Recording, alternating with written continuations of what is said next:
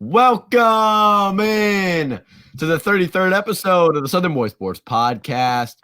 My name is Drew Hall, along with my co-host Ben Clay. What's going on, guys?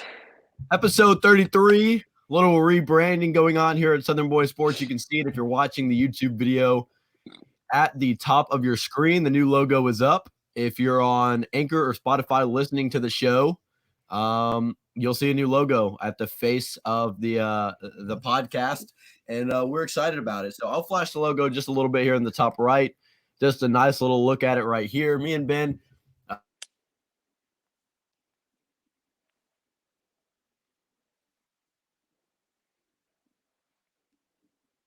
Drew, you are muted. There you go. I think.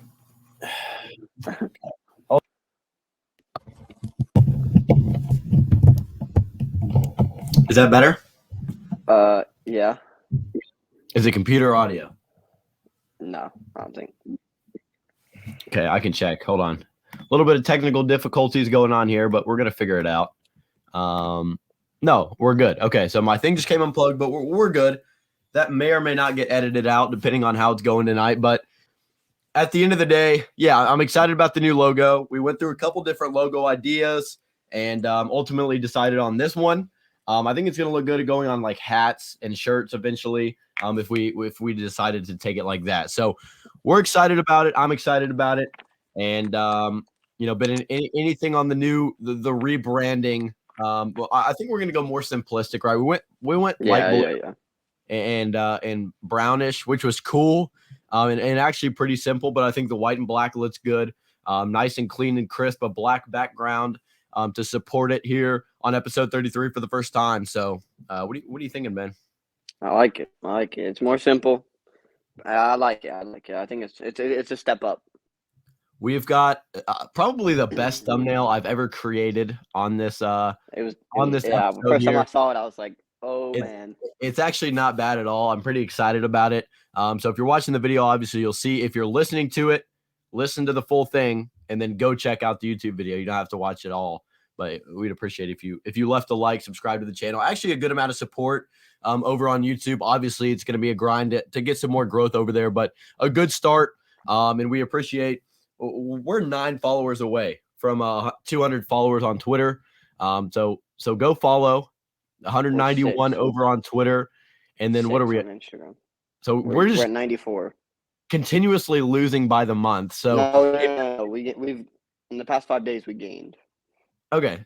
So if you're not following our Instagram page, go over, follow. We've got a little more interactive content going over there. We've stepped it up a little bit to try and get the flow of followers and stuff like that coming in. So that's the plan. We are excited to be on episode 33. Obviously, you clicked on the video, the episode. We're doing Big 12 Expectations Revisited. These are going to be an abomination. We were going to have. I just re-looked at mine. Mine are bad.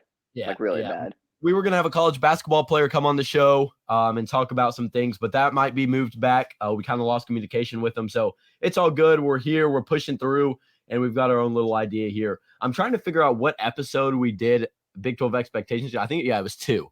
So it was 2, yeah. Yeah, and that was the same episode we did quarterback this or that.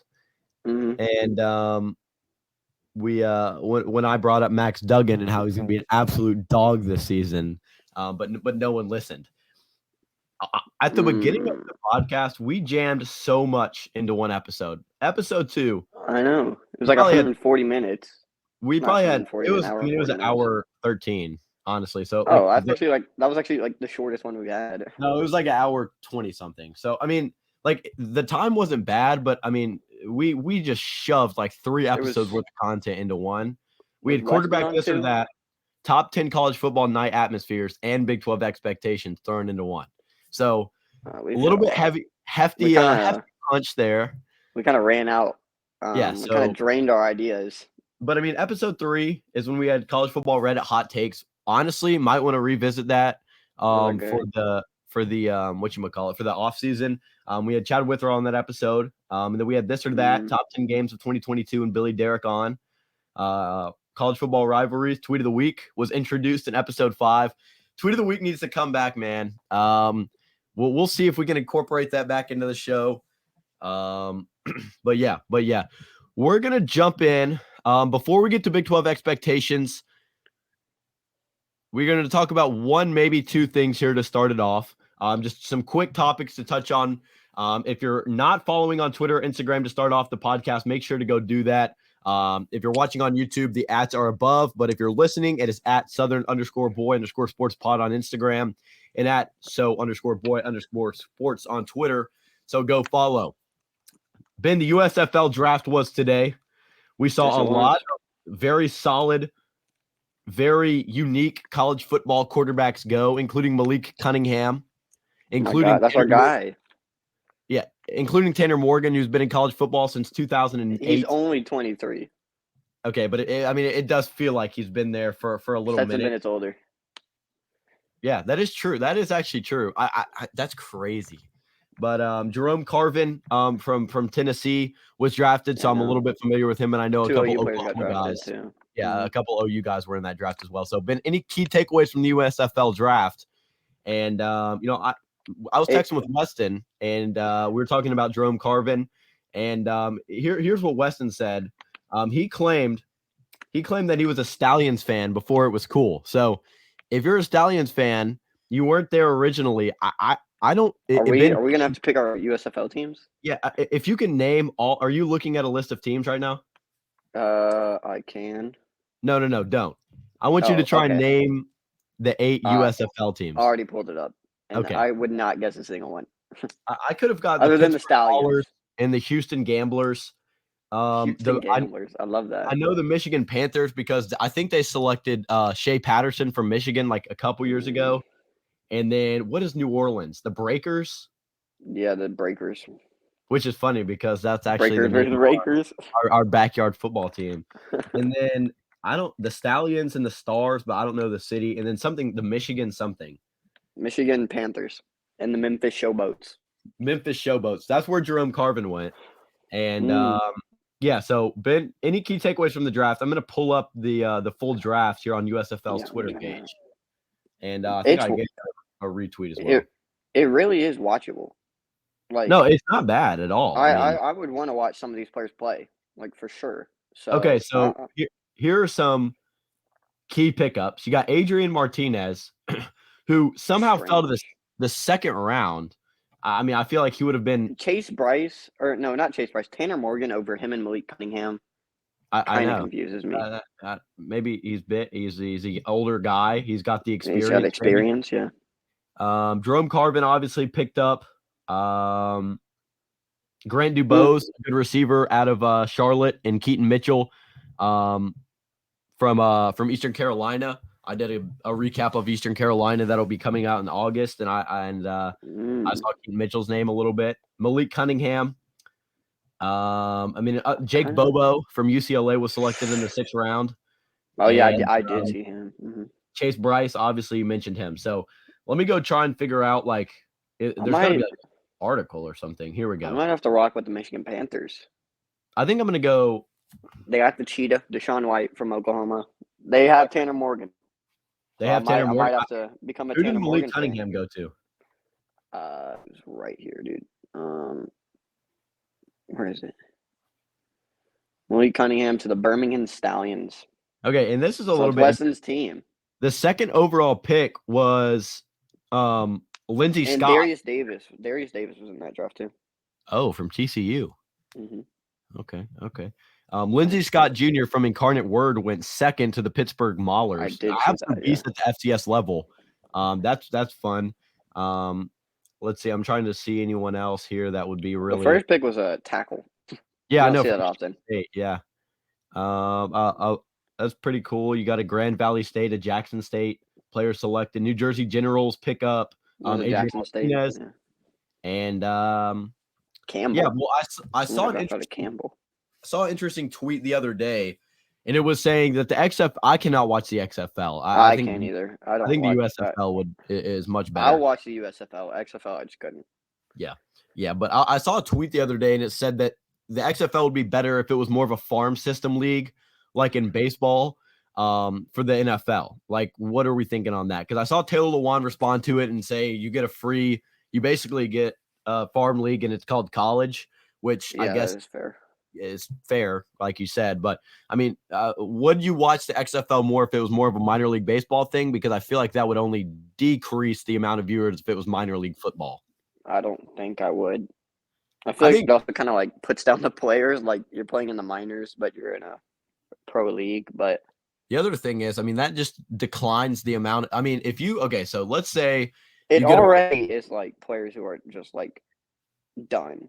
yeah, You so it's don't. There's old not really players, any like young guys. Yeah, right? Yeah, so it would have to AJ definitely McCarron, like change none of it. Yeah, the landscape of the league from a bunch of older guys who can't really get a spot on a team to maybe like an in between year. Maybe you can go straight to the XFL, like the G League, instead of going to college or something like that. I would be brutally that would opposed be to cool. that, That would be cool. but it would be a cool little thing to throw in. I It wouldn't would be love it. cool. I love I college would. football, Yeah, I would obviously, rather see players in college. Yeah.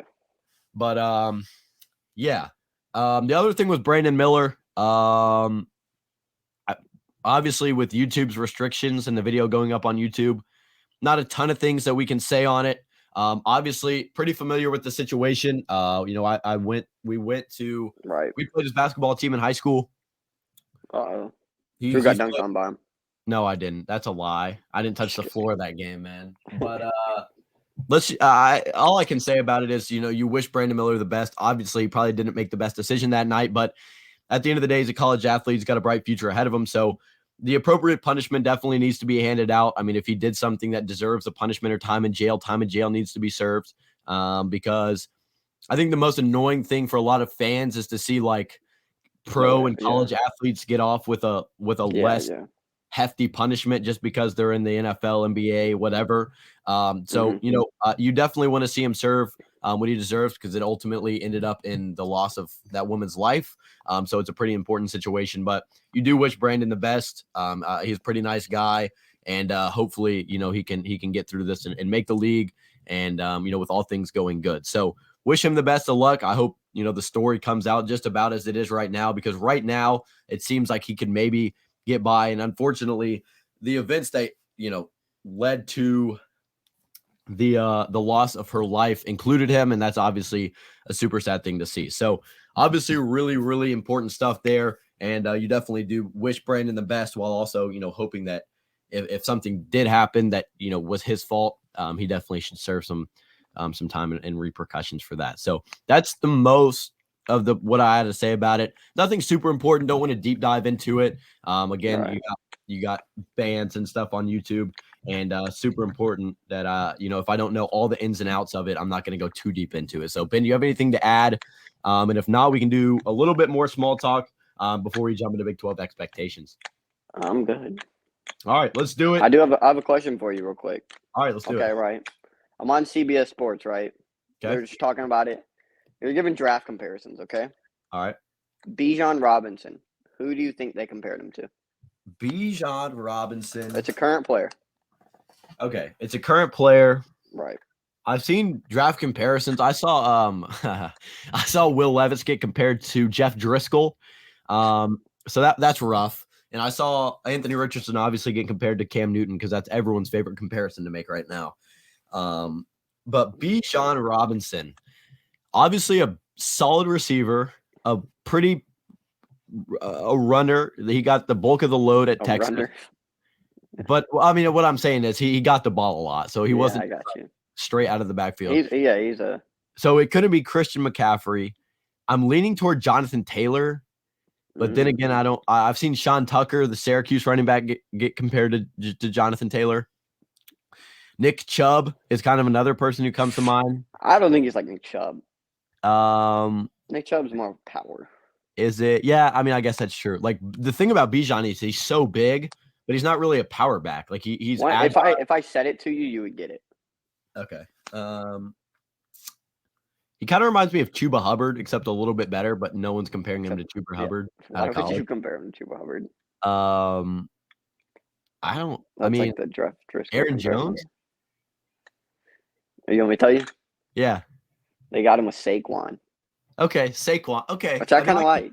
I can see that. Hey, Aaron Jones wasn't a bad guess. Jahmyr Gibbs. Now, Jahmyr Gibbs. I think you need this. Jahmyr Gibbs? Is he? Yeah. Okay, so he's going to be much more like of a receiving back. archetype player. Right. I mean, I want to say Josh Jacobs. Is it Josh Jacobs? What are you talking about? Is it Josh Jacobs. um You've already said this guy's name. oh, I have? I thought it was Yeah. Chuba Hubbard. Yes, they compared him to Chuba Hubbard. Jonathan Taylor? No. They got him with McCaffrey. Okay, so much more of a receiving. Really? Yeah. Never mind. I'm not going to say it. What were you gonna say? Nothing. Yeah, McCaffrey. I like that. I mean, I'm trying to think who else you could really compare him to. Like, I was gonna say Eckler, but not really. Like a receiving back. Yeah, I mean that's basically what the Christian McCaffrey Kamara? comparison even is. I guess Kamara could be a conclusion on him. But yeah, Tennessee Vol. He's obviously facing some legal trouble, so that's not too good. But well, what Tennessee players? It's just normal. Okay, that's enough of that. We have Joe Mixon. Yeah, exactly. So we'll see. That is one of the situations I'm talking about. I mean, that is just did he even get in trouble for that? No, but it did go to court, and he was not guilty. But I mean, okay. Well, I mean, then in that case, I guess you can get a little bit of leeway then. Yeah. Ben, it's been a week since we've recorded. We're getting into this part of the episode a little bit late. A little things to talk about, like the USFL, and then obviously the Brandon Miller situation. But let's talk about Big 12 expectations after we get to how your week's been. You know, a little bit of small talk. How's the week? And we can go a little round table before we jump in. It's been all right. It's been a good little baseball week. Love to see that. Schoolwork I'm always behind on, but we'll get there eventually. Yep. Dude, I'll tell you what. We were playing volleyball today. Okay. I tried to kick the ball, and so I kicked the ball with my right foot, right, and had my left foot planted. My left foot disappeared, so I just ate it. Oh yeah, it was so bad, dude. Yeah, I was on the floor. It was so bad. She was laughing at me. It was all right.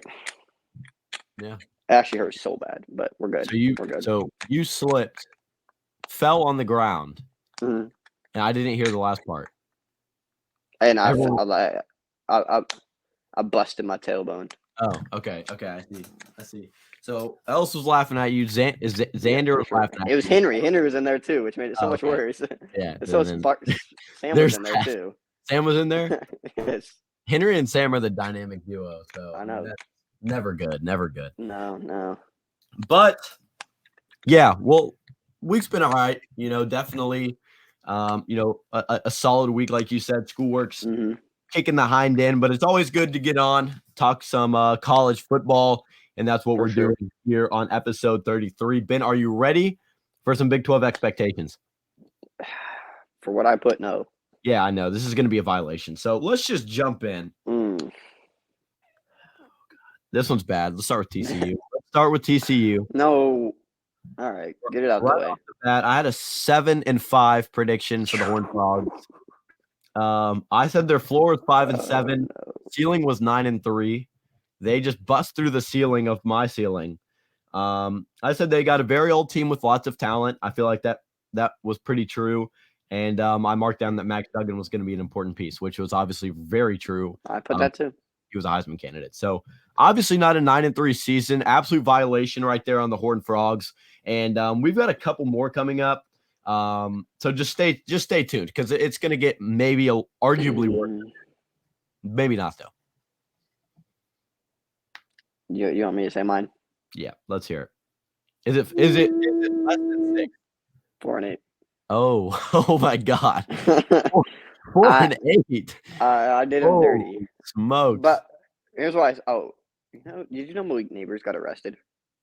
Malik Neighbors, like the LSU receiver? Yeah. It just popped up, and it just had me thinking back to the FSU game. But yeah, that's all. That's really every time I hear his name, that's what the Florida. Yeah, I said 4-8. They lost their best rusher, so I was like, maybe they'll fall off. Kendra Miller was like not bad at all. Yeah, not bad at all. But I did say Dugan would have to step up, and well, he stepped up. He stepped up.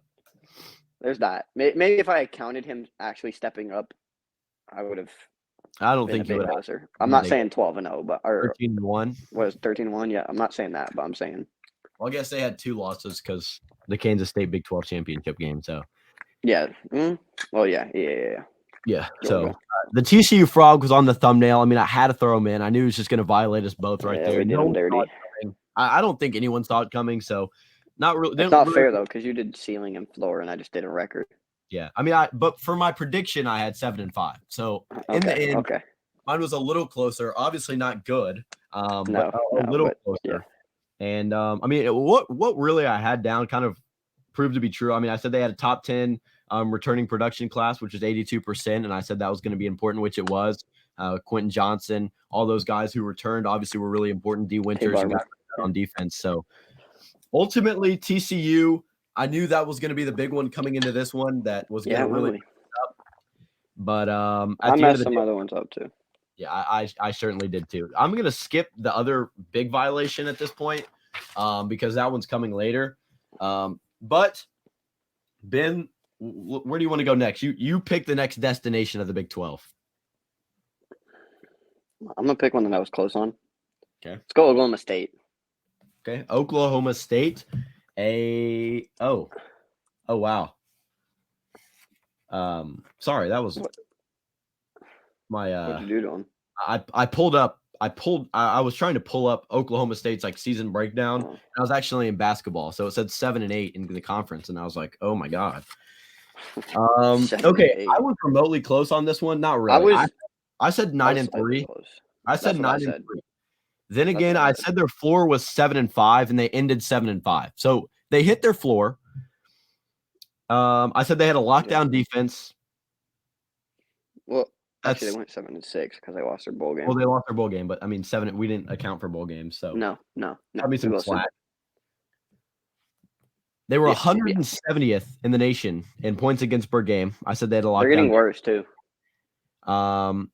Yeah, I mean, I said they had some pretty good receivers. I guess that was pretty true. I mean, we must have talked about him a lot in episode 1 because I said we talked about him a lot in episode 1. So honestly, I said their ceiling was 10-2, an overstatement. Oklahoma State. I mean, Spencer Sanders was obviously the guy. Obviously, Rangel had to step in a little bit. Garrett Rangel had to step in and play the bowl game. So they ended up dropping that one. I believe that was a guaranteed rate bowl, and that was against Wisconsin. So, yeah, I mean, I had 9-3. Obviously, that didn't really pan out like I expected. But I mean, Dominic Richardson had a solid season out of the backfield, and he actually ended up transferring to Baylor. So they lose him for next season. They're not going to be a great football team next year. Sanders is gone. Yeah, that's for sure. Spencer Sanders is going to have to fight for his life. I don't know why. You're so dumb. Quarterback position. I mean, I feel like we talk about that every episode. That was just a dumb decision I've seen in a while. But yeah, I mean, honestly, Oklahoma State, the Pokes, 7-5. I said that was their floor, and I kind of hit there. But yeah, I mean, prediction of 9-3 wasn't too good, and their defense didn't pan out to be nearly as good as I thought it was. I know they suffered a couple injuries here and there. They were also losing big defensive players. Yeah, like Malcolm Rodriguez. Yeah. Went to the Lions. He was actually underrated player. I hate him. I hate him because really the Bedlam last year or like 2 years ago tried to roll Caleb Williams' ankle to like snap it. It actually got me so mad. Okay. But yeah, maybe a little bit of a dirt ball there in Malcolm Rodriguez, but he was a great player for the Lions. He was a great player this year. Great rookie. And yeah, Ben, your thoughts on the Cowboys season here? Yeah, I mean, we were both kind of close. I said they were losing their top receiver and rusher, but they kept their top 3 tacklers. So Malcolm Rodriguez was in there. Right. And yeah, clearly they were all right, but they just ended the season really cold. They lost 3 straight games. It's rough. One of them was to OU, so thank goodness they gave us a free win. But they underperformed to what they were looking for, but it really was not a bad season. I think it definitely raises some concerns about what the future is for Oklahoma State. For Gundy, I feel like Gundy's safe. Got to be for another 2 or 3 years. Yeah, everybody loves him. Yeah, I mean he's probably one of the best coaches, if not the best coach in Oklahoma State football history. as would weird say as that D. is to say. So, I mean, he's done an excellent job. I don't think 2 or 3 bad seasons is going to do him any disservice. So, I mean, I see him staying there until they really, really are in the pits, and then maybe it's time to make a change. But for now, a 7-6 season, definitely down a little bit from what me and Ben both predicted. Yeah, You had slightly. 9-3 as well, right? I had 9-3 as well. Yes. Yeah. So, in basketball though, they're right on the bubble of getting in. They're kind of right there in the last 4 in thing. So we'll see. We need to drop the. I need to do the bracketology for this week because I've not got a head start on that. But my boys, Tennessee is in action as we're recording on a Tuesday night this time. I was just watching it. And we started off hot, but now we're tied at half. So yeah, it's gonna be rough. Tennessee cannot get by a team with an actual big man, i.e. Colin Castleton of Florida, Liam Robbins of Vanderbilt, Kobe Brown of Missouri, and Oscar Tshiebwe of Kentucky, 4 of our SEC losses. So ouch. Pretty clear. Hopefully we can get back. We're playing at Reed Arena tonight in College Station. So, I mean, I swear Texas A&M has some of the best atmospheres. I mean, a great atmosphere in basketball. For sure. Obviously, Kyle Fields top 10 in college football, if not top 5. So, yeah. Let's get to a team who's moving to the SEC here in our Big 12 expectations. The Oklahoma Sooners, who absolutely violated me. This didn't do too good. Item is 10-2. I said their floor was 9-3, and I said they were taking a new defensive regime in Brent Venables, which was true. But the biggest mistake I made this preseason with Oklahoma was assuming that Brent Venables was going to be able to flip the program way too quickly. I think they're definitely trending in the right direction of a team that's going to go strictly defense and try and phase out the importance of the offense, which is the complete opposite of what Lincoln Riley did. So, I mean, getting a guy like Dylan Gabriel, quarterback's kind of the perfect guy. He's kind of going to keep you in games, but he's not going to be a Heisman quarterback, but he's going to be a guy who's going to win you 8, 9, 10 games as you rely on your defense to get some pressure. So last year, obviously, he was playing with those speed D players, like you said last episode, Ben, that Lincoln Riley kind of had a lot on his plate. So it's kind of Brent Venables was eating Lincoln Riley's leftovers. So I should have seen that coming. I definitely overestimated what Venables was going to be able to do with his scheme and the identity of the team in just one season. So that's on me.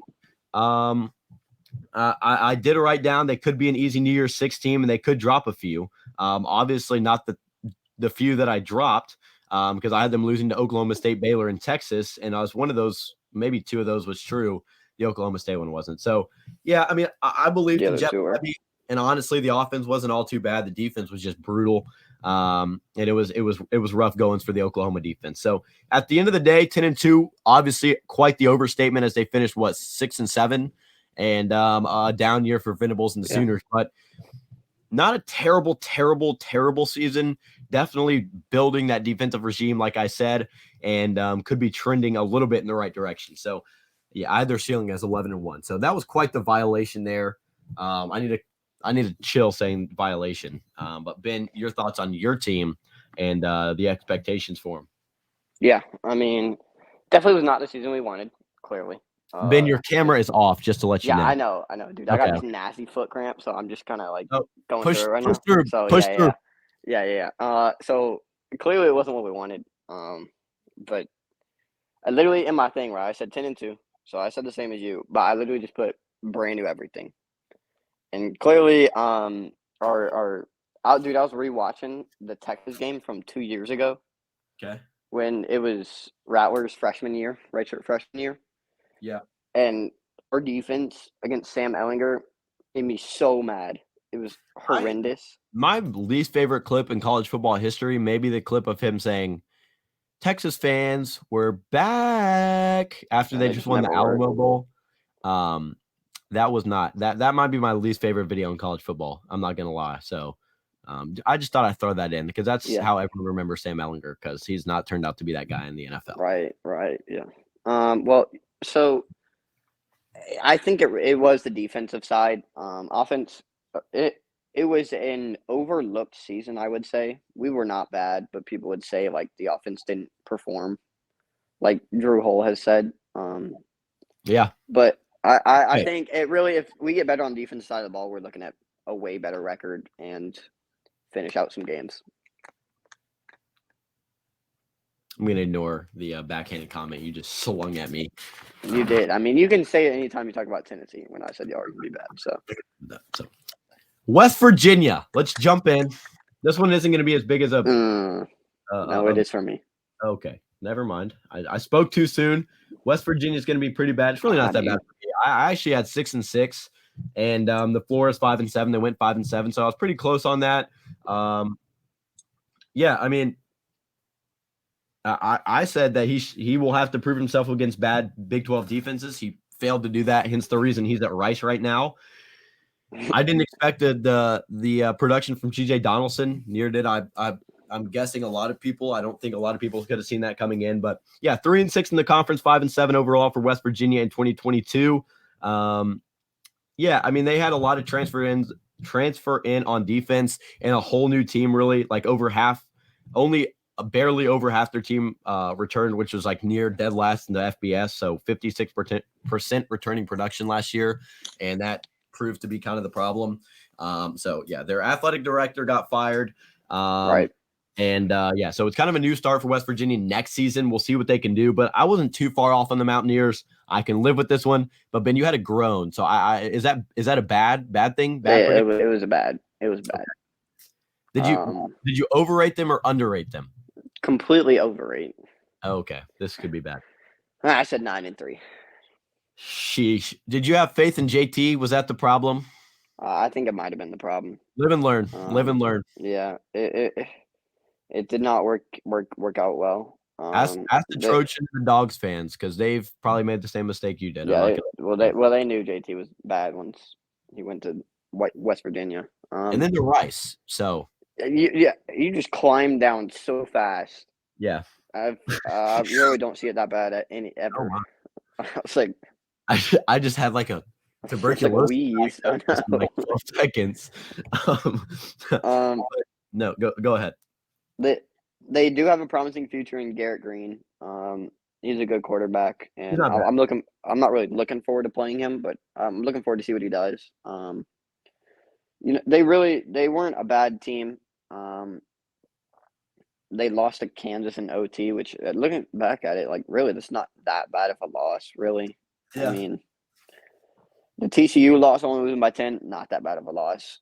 There were some games that they definitely should have won. Like they should have beat Iowa State. That's a terrible loss. I mean, but overall, again, a win against Iowa State in that scenario makes them bowl eligible. Yeah. So I mean, they really weren't too far off from being a middle of the pack, below average team.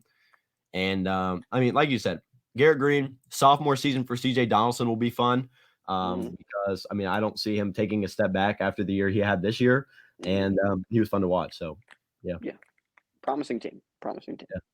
Yeah. They also will return Tony Mathis Jr., who's a sophomore. So that dynamic duo will be back for the Mountaineers.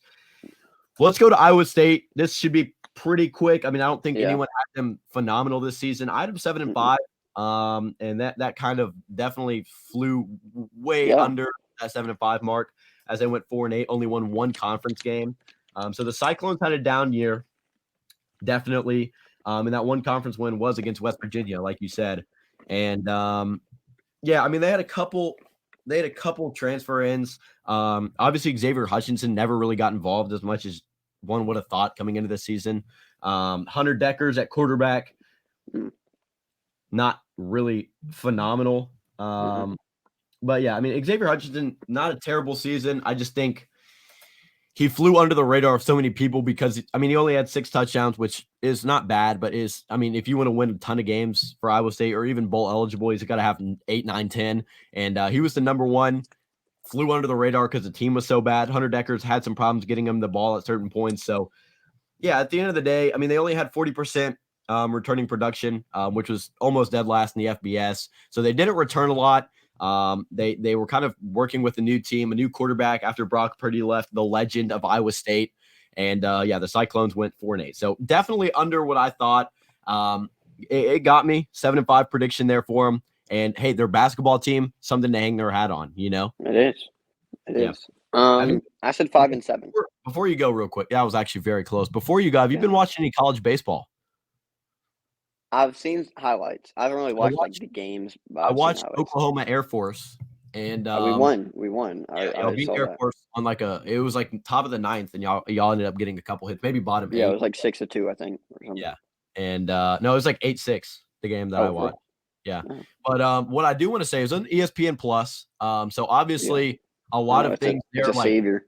like a lot of things in ESPN Plus, like the announcers sometimes like are like brand new, or like there are no commercial breaks during that game. It just showed the The warm up. camera, like the one we were watching the Virginia game. The camera's just like The camera was like, it looked like the Game Changer camera from like 13U Travel Ball. But no, I actually, it was a good thing, and I was watching the game, and they only had one announcer on, so that was weird. But he actually did a phenomenal job. Really. And yeah, me and That'd my be dad so difficult. and he actually did a good job. I mean, obviously it's tough because your voice is just so repetitive no matter what. So like it really isn't gonna like that. I can't really be taken into consideration. But no, he actually did a good job. So the odds are slim. But buddy, if you're listening, He's hey, looking for a duo. we'd love to have you on. And if you're hey, if you're looking for a duo and a sideline reporter, we've got you. And but no, actually pretty good job. I've been watching a little bit of college baseball. It's been fun. New show on VSN Collegiate, College Baseball Smack, with my guy Chris Kindhold and his co-host. So that should be pretty good. Tennessee, rough start, 1-2 for the Vols. We lost a great. I don't know. So looking to bounce what back. Happened there. Yeah. So college baseball has been fun. We're right in that dead spot of sports where we're relying on the USFL for college football podcast content. So that's where we're at. Ben, go ahead. Let's hear the Iowa State expectation and reality, I guess you could say. Yeah, I said 5-7, which I like. Giving them an extra win would have been nice. But the 5-7 was not bad. They lost Brock Purdy and Brees Hall, Right. which were two guys that were Brees Hall's a dog, absolute dog. I'm gonna for them. He's okay. Timeout. Sorry, this is really off topic. I'm kind of going off the track here a little bit. Brees Hall plays for the Jets. I was going to say something about picking him up in fantasy, but then I remembered I saw a report earlier from Bleacher Report that said the Jets think that Derek Carr has first ballot Hall of Fame potential. So, I mean, that's just something to ponder. If you haven't heard that report, there you go. Southern Boy Sports via Bleacher Report. And the first comment was, I told a girl in college I told a 6 that she was attending college just so we could hook up. Didn't mean it was true. So that's pretty very accurate comparison of what was really going on there, because not a bad quarterback, like a decent, serviceable NFL quarterback. Yeah. First ballot Hall of Fame, a little bit of a stretch. And first ballot is wild. In 7 or 8 years when he makes the Hall of Fame, and if he's a first ballot and you want to clip this, go ahead. I don't see it happening. But he doesn't have a single ring. No. He's gonna have not much to his name. He's gonna have to get one with the Jets. Sauce Gardner, Brees Hall. They're actually kind of scary. But let's stay college football. My bad. Iowa State Cyclones. Go ahead, Ben. Yeah, like I said, they lost a bunch of people. They really needed some players to step up, like Hunter Deckers and Xavier Hutchinson, which they really kind of did, but they just missed it from the running game. They didn't have a single rush over 500 yards, which really hurts your team. And they're a team that everyone kind of came in knowing that they lost everybody and they probably won't be that good. And it kind of turned out how everyone thought. Yeah. Let's go to a team that actually exceeded my expectations. Go to a high point. We'll hit 2 high points in a row. How about that? 2 Big 12 high points here. Let's go to Lubbock, Texas first, who their basketball team's on a tear, looking to make the bubble of March Madness. But their football team had an 8-5 season, a winning record in the conference. I had them going 5-7, Ben, and I did set their ceiling for 7-5. So I guess I was a little close there. But they definitely had some quarterback issues, just a revolving door at quarterback for the Red Raiders this season. So Roderick Thompson, obviously kind of the face of the run game there at Texas Tech. And as well as Taj Brooks, who had a good season, 7 rushing touchdowns for him. So, yeah, I mean, they brought in a couple transfers on the offensive line. They had a pretty tough out-of-conference schedule, and they were able to kind of roll that in. Obviously, Houston was one of those games, and they didn't turn out to be nearly as good as we thought, but they did pick up a win against Houston. I believe that was a last-second field goal. Ben, your team, I guess your secondary team, the Belmont Bruins, they played their arch nemesis, the Murray State Racers, in football and beat them 63-10. So just a little fun tidbit there, fun fact. And I thought you were saying Belmont plays football, and I was like, it doesn't happen. But no, Murray State. Yeah, Texas Tech, beat Murray. Yeah. And so Texas Tech really did exceed expectations. They've got a pretty good foundation. I don't see them really going anywhere nuts, like 9-3, 10-2. Like they're not really on the uptick, but they can definitely start building a foundation of that 8-4, 7-5 season, and then maybe bring something home once Texas and Oklahoma leave the Big 12. Definitely, it's going to open the door for a couple of these Big 12 teams like Texas Tech. So, Ben, you can go ahead. Yeah. I mean, I had them going 5-7, which that's why it's a bit disrespectful, but it's not that crazy. You know, they had that little Jeff Driscoll, Davis Mills, Bo Donovan Smith, and Tyler Shaw. Yep. I was just reminiscing on OU's loss, like 42-45, which is terrible. Yep. Where Donovan Smith thought he was like Mike Vick relevant. And so there's that. But they're a younger team besides Donovan Smith. They got Tosh Brooks coming back too. I think. So that'll be good for them. But they're a young team, but they look like they're getting more used to playing good football, and they look ready to do it. So they're an exciting team to watch. Yeah. Well, best of luck to their basketball team and March Madness superstar Kevin O'Banner from the ORU run a couple years back, because they're kind of on that push. But let's get to a basketball school, you could call them, who had a very good football season. And man, oh man, a 10-2 prediction here from me. Absolute. This shocked everyone, to be fair. This is going to be the Kansas Jayhawks. I had them 2-10. Okay, you said 10-2. No. 2-10 prediction. Sorry about that. And they ended up going 6-7, winning 3 conference games. Weren't even really. I mean, they were kind of close to last in the conference, but they had 3 or 4 teams under them right there. And the funniest thing I have down is Jalen Daniels and Jason Bean quarterback battle. So we obviously saw how that went. Jalen Daniels, if you don't remember, was in like somewhat serious Heisman conversations through like week 4, and then kind of got hurt, and that kind of fizzled out. But I mean, Devin Neal at running back, Mason Fairchild, kind of the usual suspects who we talked about all year for the Jayhawks. Definitely had a very good season. Jalen Daniels on the ground was absolutely sensational. And I mean, Lawrence Arnold, Luke Grimm, a pretty young and exciting receiving core at Kansas. Lance Leipold has the boys playing really good. And it was fun to actually see them be on the rise this season. The funny thing was, we talked about who would you rather win a national championship first in one of our Would You Rather episodes. And it was Kansas or Vanderbilt or something like that. And I think we both chose Vanderbilt, me, you, and Beatty, I guess I should say.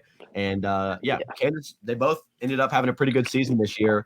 And I said bat again, only 1 or 2 wins on the schedule, and that turned into 6. So congrats to that whole team. A great step in the right direction. And they're building something, Ben. Watch out. Lawrence, Kansas is on the rise. I actually am worried. If Jaden Daniels didn't get hurt that season, they are not winning 6 games. Jalen Daniels is a big piece of that puzzle, and he's really good. I had them going 2-10 also, so we both got disappointed on that one. But they are still young. Devin Neal at running back, he's sensational. He's a great player, and they're just looking forward to the next few years. And it's another one. These Big 12 teams, I hate to say they're like going to be good in the future, but they're all kind of on the upward trend, I would say. Yeah. So they'll be a fun team to watch too. Yeah, and I mean, love watching their bowl game. Yeah. I was just about to say Kansas had a really good bowl game, and before I get to that, Kansas is going to have actually a good amount of really good games this year, as a couple of those AAC teams come over. So I mean, Kansas, Houston, Kansas, Cincinnati, Kansas, UCF are all going to be good games, and those could end up being a couple additional wins. And when Oklahoma leave the SEC, or for the SEC, I should say, that opens up the door for Kansas to get a couple more wins and not have to compete with the top dogs as of usual. Obviously, Oklahoma wasn't up here this year, but they usually are. So those are 2 top dogs that are going to be on the way out. Opens the door for Kansas. And like you said, Ben, absolute thriller of a bowl game in the Liberty Bowl against Arkansas. And who knows, if you don't put the ball in Jason Bean's hands to win the game. That was a bottom coaching decision I've ever seen. Yeah, it was bad.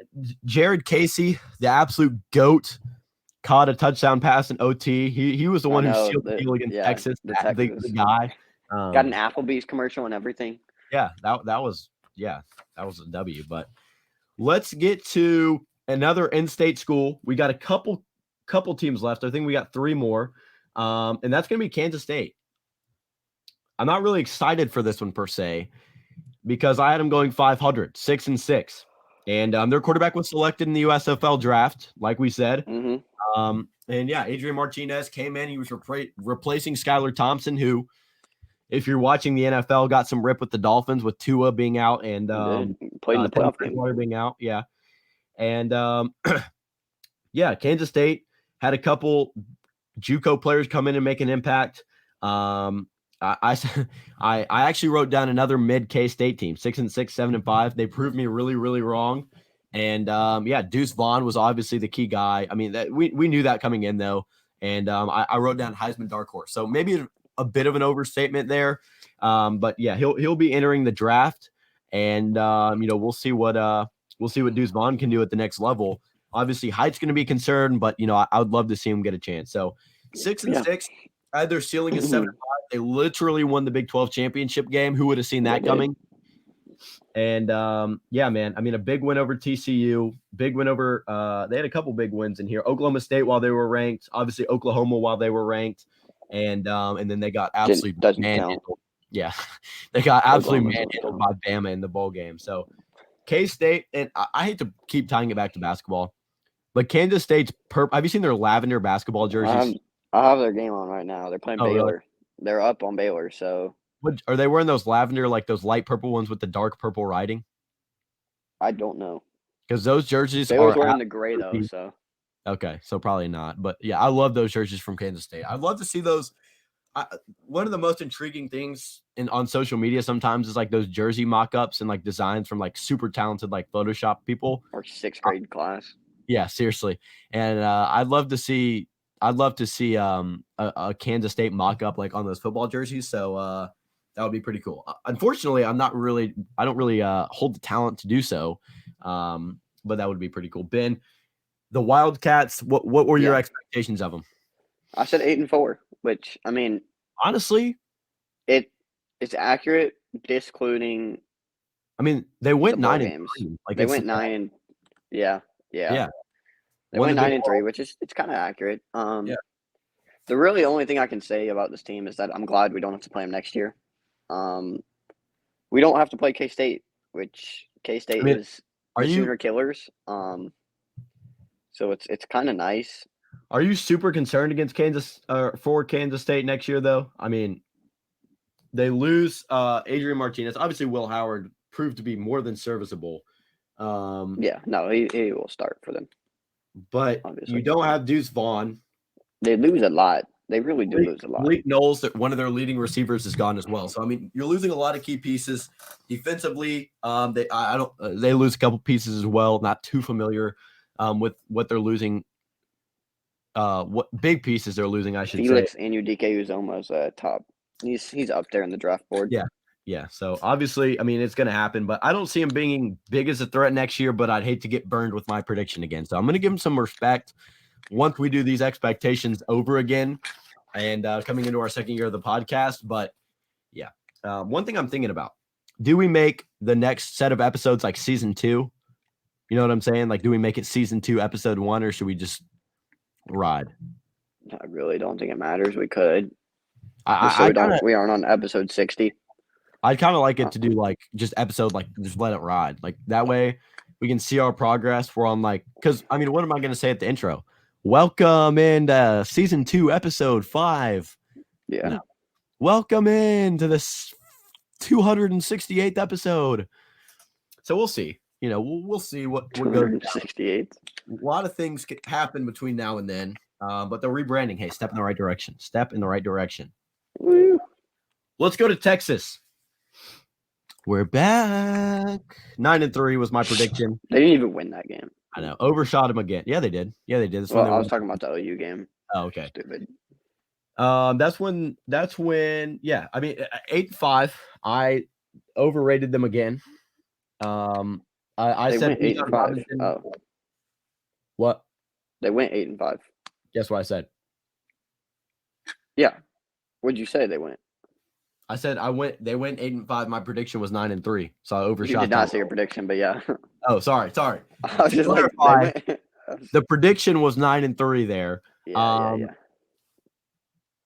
One of the biggest shames of this season, and I think this gets lost in the shuffle, was Isaiah Nayor suffering an injury in the preseason because he was going to be good for Texas. The Wyoming transfer, I raved about him all preseason because he was committed to Tennessee originally and went to Texas. And then they had 2 players get hurt. Yeah, they had an offensive lineman get hurt as well, which was also pretty detrimental for their offense. Didn't Aguiye Hall get kicked off the team too or something? He went to Alabama, but I know. Well, he went from Alabama to there. That's what I'm saying. So he went. Okay, what I'm trying to remember.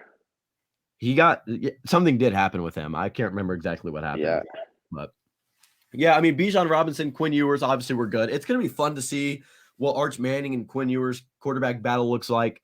That should be fun. They were top 5 in recruiting and transfer. So I mean, they were really, underwhelming once again, I should say. But I mean, I guess you're trending in the right direction. We talked about Bijan Robinson's draft comparison. So obviously he's gone. You're going to have to see a couple people step up.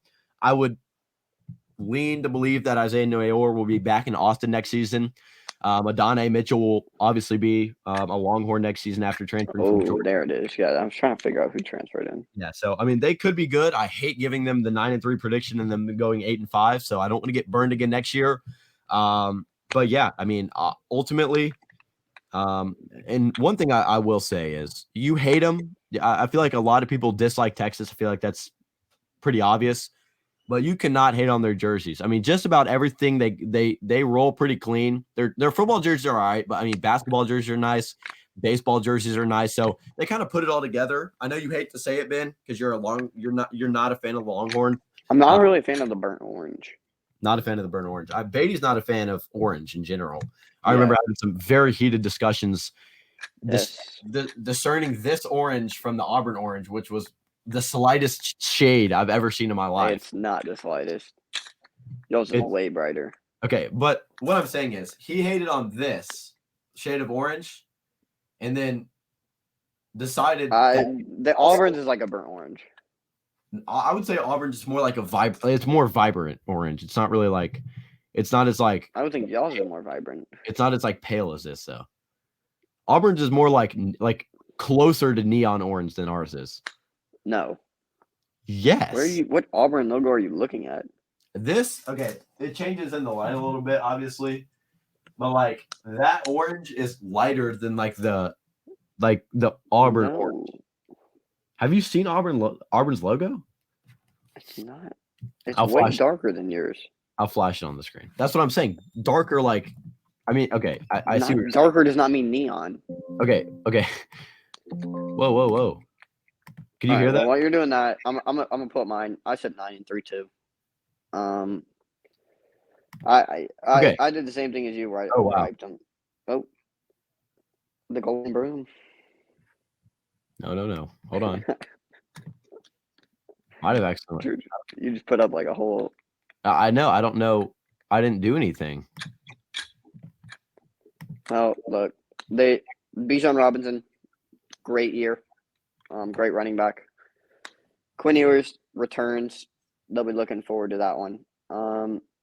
Hudson Card left, so that's not a rough loss because it's not like he was playing, but no, that's a loss. He wasn't going to play. He was smart to get out. For sure. Worthy's coming back, right? I don't. Let me check. He's only a sophomore. He has to be coming back. Then yes, he's coming back.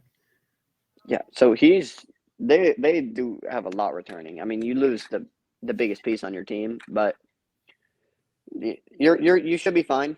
Roshan Johnson behind him is actually a great running back.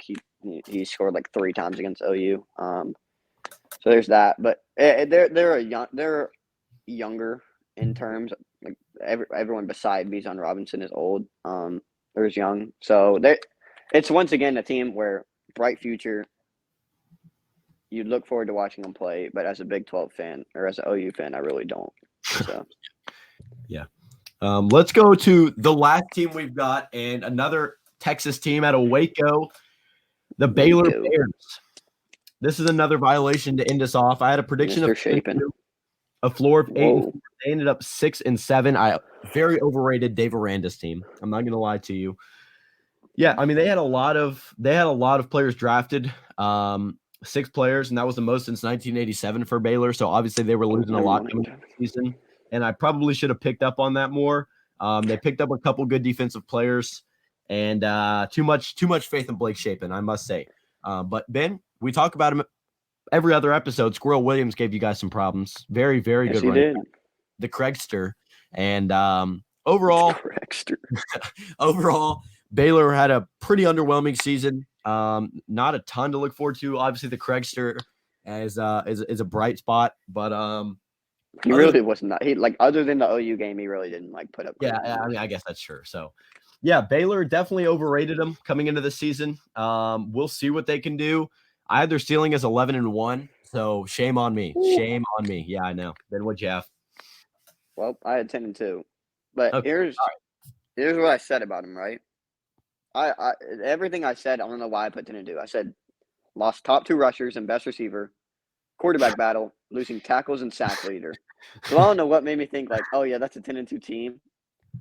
But I did think that for some reason. So it was a strange year for Baylor. Blake Shapen, all right. They're gonna hope he will step up and play better. They really it was their passing game was not what you need in 2023. You really need to have that type of style of gameplay, and it really didn't work out for Baylor. Still, I trust Dave Aranda. He's a great head coach, great defensive mind. Maybe worry more about the offense, but he's a great defensive-minded coach, and they're a team that can get better. Yeah, and I mean, of those 6 players drafted in 2022, 4 of them were defensive. So, like you said, great at developing that defensive talent. He obviously came from the defensive background. Their leading rusher was a freshman. Yeah, so a lot to look forward to for Baylor and Waco. The Bears. That will finish off our Big 12 expectations. Ben, we kept it under an hour. We did. Pat on our back. We talked some USFL. We talked some college basketball, some sprinkles of college basketball, and obviously got to the main topic of our episode. So, Ben, it was a good one. Episode 33. We came a day late, but that is okay. Any last objections before we end it off? No, I'm good. No objections. No objections. All right. Well, thank you for tuning in to episode 33 of the Southern Boys Sports Podcast. Make sure to go support VSN Collegiate, the College Baseball Smack Podcast, and all those good things happening at VSN Collegiate, at VSN Collegiate on Twitter. And make sure to follow our socials. Give us a 5-star review on Spotify and subscribe to our YouTube channel. That would really help us out a lot. The ads are above us, and they will be in the description of the podcast episode. Woo! Episode 33 has concluded. Same time. Actually, no, it's going to be a different time, same place next week. See you, boys.